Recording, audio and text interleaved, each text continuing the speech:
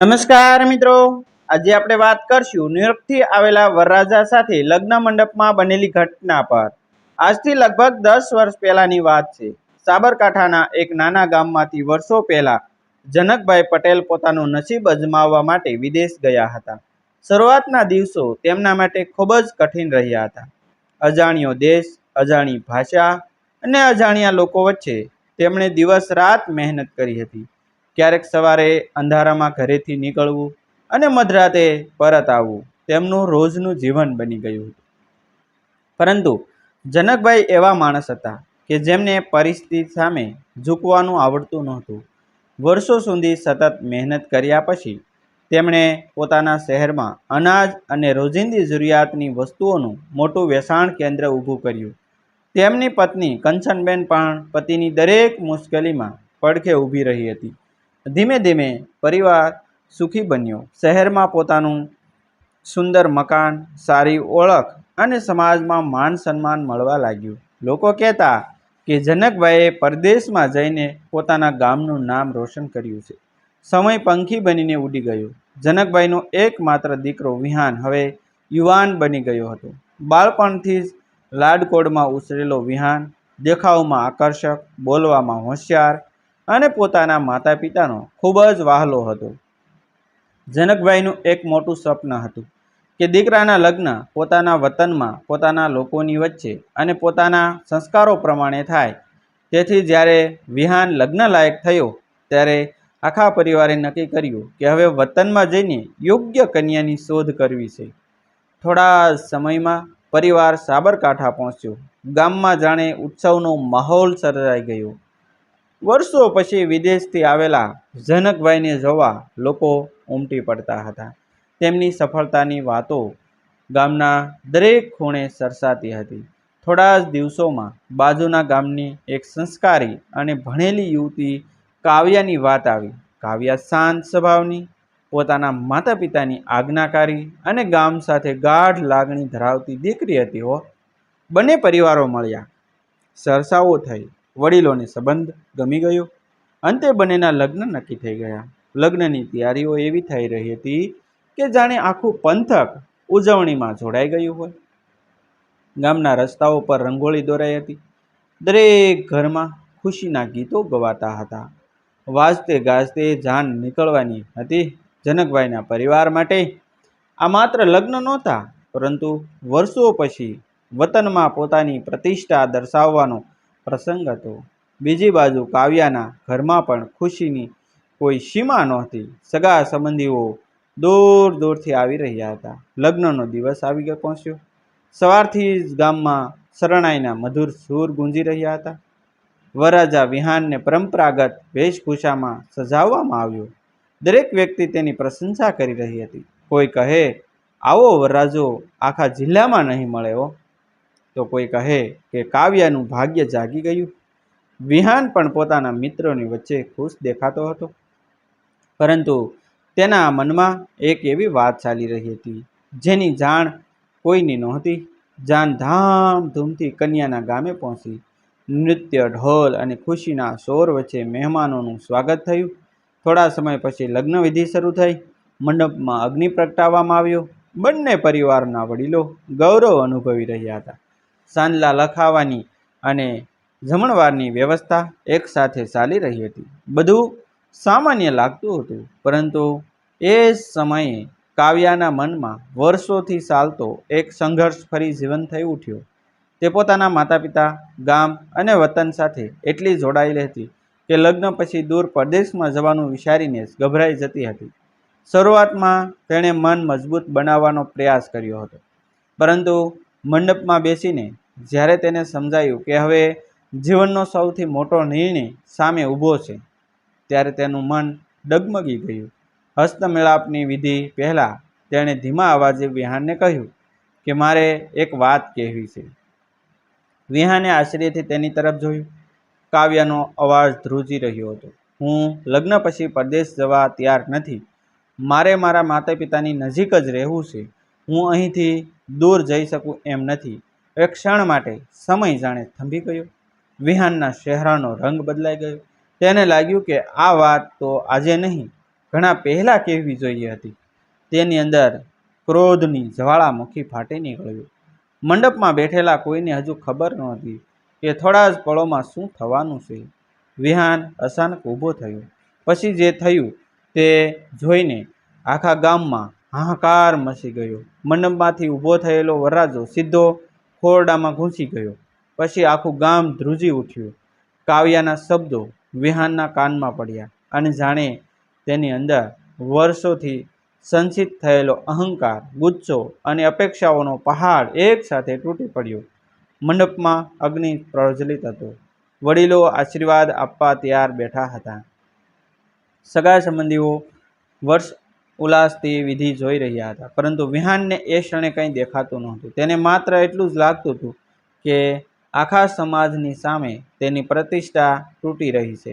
તેણે ધીમા પણ કડક અવાજે પૂછ્યું, આ વાત તું આજે કહે છે, જ્યારે આખું ગામ અહીં બેઠું છે? કાવ્યા ગભરાઈ ગઈ. તેની આંખોમાંથી આંસુ આવી ગયા. તેણે કહ્યું, હું ખોટું નથી બોલી રહી. મેં ઘણા દિવસથી મન સમજાવવાનો પ્રયાસ કર્યો, પણ હું મારા માતા પિતાથી આટલી દૂર રહી શકીશ નહીં. વિહાન હવે પોતાની જાત પર કાબુ ગુમાવી રહ્યો હતો. તે અચાનક મંડપમાંથી ઊભો થયો. આસપાસ બેઠેલા લોકોને લાગ્યું કે કદાચ કોઈ સામાન્ય વાત હશે, પરંતુ થોડા જ પળોમાં તે મંડપ છોડીને ઝડપથી બહાર નીકળી ગયો. લોકો એકબીજા સામે જોવા લાગ્યા. કોઈ સમજી શકતું નહોતું કે શું બન્યું. થોડા જ સમયમાં સમાચાર વીજળીની જેમ ફેલાઈ ગયા કે વરરાજો લગ્ન મંડપ છોડીને ચાલ્યો ગયો છે. જમણવારમાં બેઠેલા લોકો અડધું જમવાનું છોડીને ઊભા થઈ ગયા. ચાંદલો લખાવતા લોકોના હાથ અટકી ગયા. મહિલાઓના ટોળામાં ચર્ચાઓ શરૂ થઈ ગઈ. કોઈ કહે કંઈ મોટો ઝઘડો થયો લાગે છે, તો કોઈ કહે કે લગ્ન અટકી જશે. તો વાતાવરણમાં અચાનક ભય અને અનિશ્ચિતતા છવાઈ ગઈ. બીજી તરફ વિહાન ગુસ્સામાં ચાલતો ચાલતો ગામના છેડે આવેલા જૂના નળિયાવાળા ખોરડા સુધી પહોંચી ગયો. એ ખોરડું વર્ષોથી ખાલી પડ્યું હતું. તેણે અંદર જઈ જોરથી દરવાજો બંધ કરી દીધો. બહારથી સાંકળ ચડાવી દીધી અને અંદર એકદમ શાંતિ હતી. પરંતુ તેના મનમાં વિચારોનું તોફાન ચાલતું હતું. તેને લાગતું હતું કે તેની સાથે અન્યાય થયો છે. આખા ગામ સામે તેનું અપમાન થયું છે.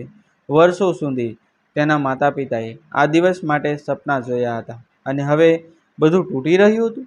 લગ્ન મંડપમાં જ્યારે ખબર પડી કે વિહાને પોતાને ખોરડામાં બંધ કરી દીધો છે, ત્યારે હાહાકાર મચી ગયો. કંચનબેન તો રડતા રડતા બેભાન થવાની હાલતમાં આવી ગયા. તેઓ શીશો પાડી રહ્યા હતા, કોઈ જાઓ અને મારા દીકરાને બહાર કાઢો. કંઈ ઊંધું સૂતું કરી નાખશે તો?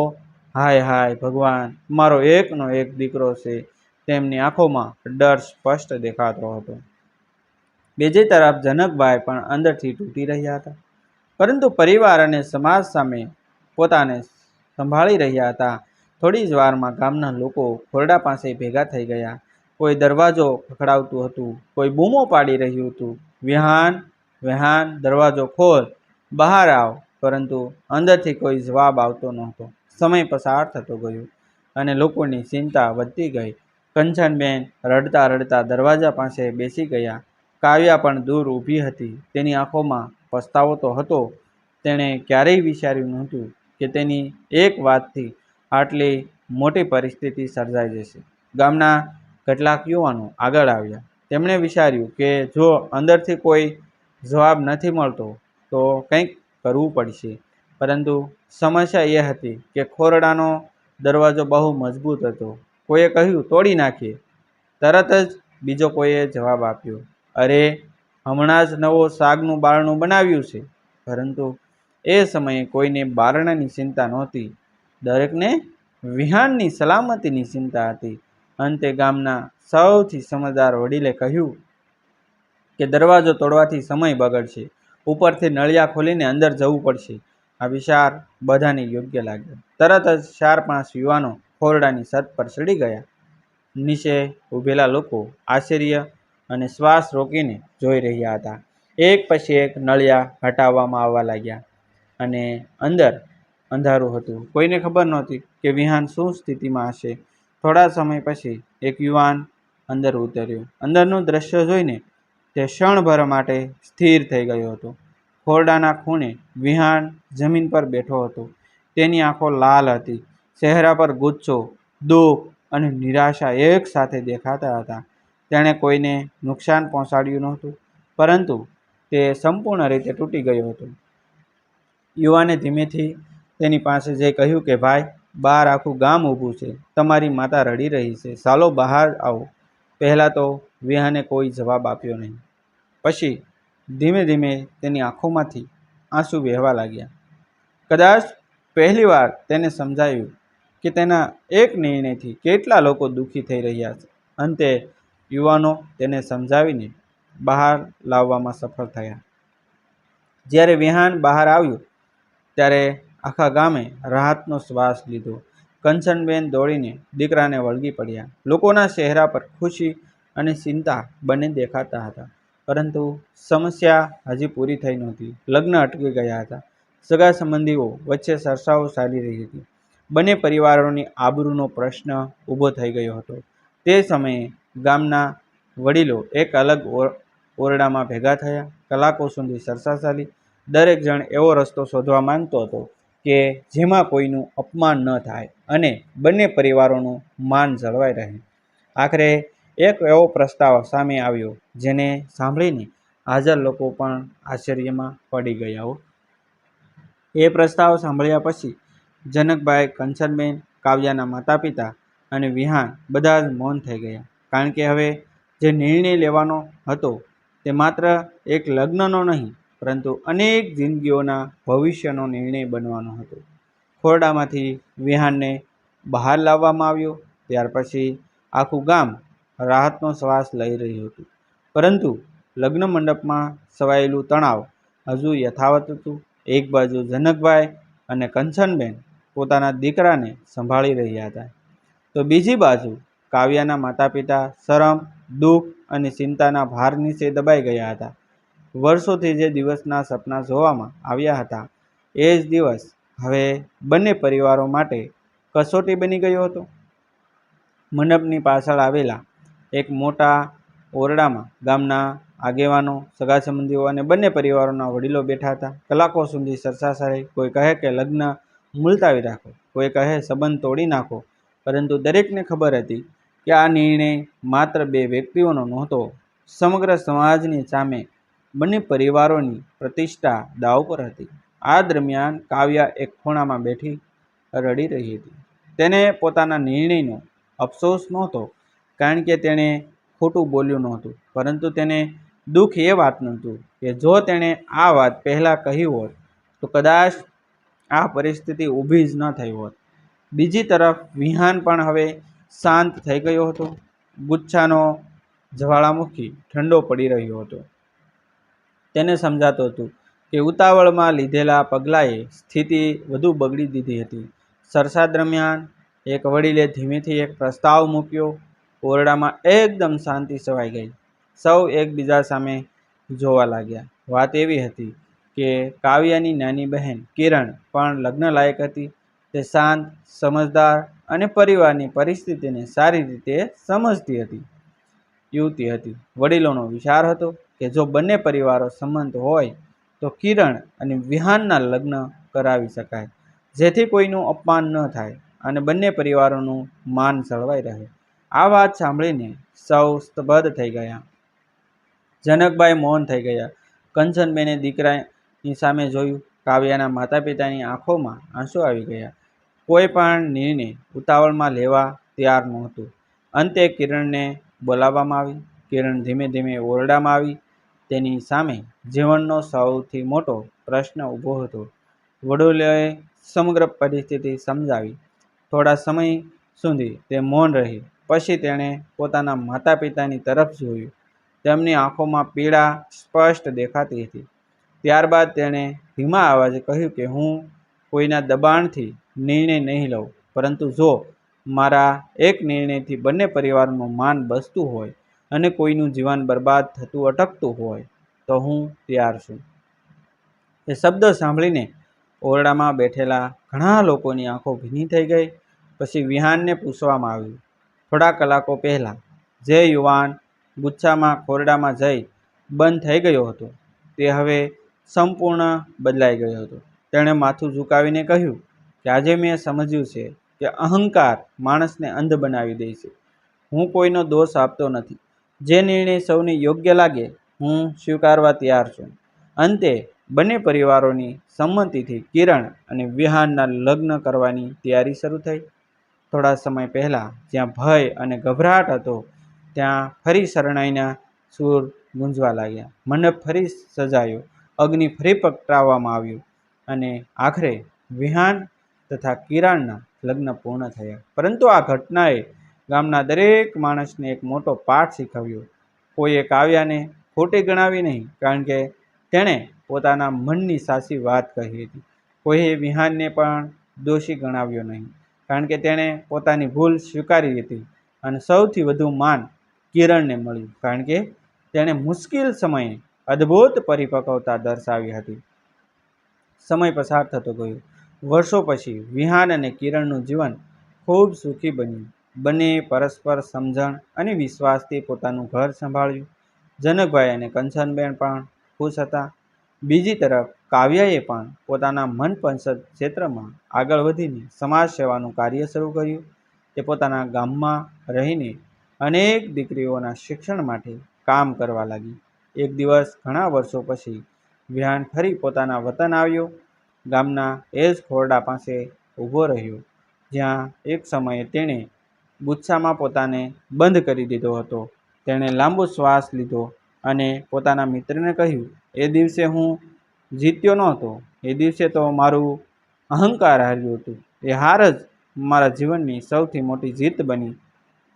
સૂર્ય ધીમે ધીમે અસ્ત થઈ રહ્યો હતો. ખેતરોમાં પવન લહેરાઈ રહ્યો હતો. ગામ શાંત હતું, પરંતુ એ ગામ આજે પણ એ ઘટનાને યાદ કરે છે, કારણ કે એ દિવસે સૌએ એક વાત શીખી હતી કે સંબંધો અહંકારથી નહીં, સમજણથી ટકે છે. ગુસ્સો ક્ષણિક હોય છે, પરંતુ લીધેલા નિર્ણયો આખું જીવન બદલી શકે છે. સાચું માન એમાં નથી કે આપણે જીતી જઈએ, પરંતુ એમાં છે કે કોઈનું દિલ તૂટે નહીં. આ સ્ટોરી મનોરંજન અને પ્રેરણાત્મક હેતુથી રચાયેલ કાલ્પનિક રજૂઆત છે. પાત્રો, પ્રસંગો અને સ્વાદોનું વર્ણન કથારૂપે કરવામાં આવ્યું છે. સ્ટોરીનો મુખ્ય સંદેશ સમજણ, સહન અને પરિવારના મૂલ્યોને પ્રોત્સાહિત કરવાનો છે. મિત્રો, આવા જ વિડીયો જોવા માટે અમારી ચેનલ સાથે બન્યા રહેશો. અમારી ચેનલને સબસ્ક્રાઈબ કરી દેજો. થેન્ક યુ મિત્રો. મળશું આપણે ફરી વખત એક નવા જ વિડીયો સાથે, એક નવી સ્ટોરી સાથે. ત્યાં સુધી આપ સૌનો આભાર. જય માતાજી. આભાર.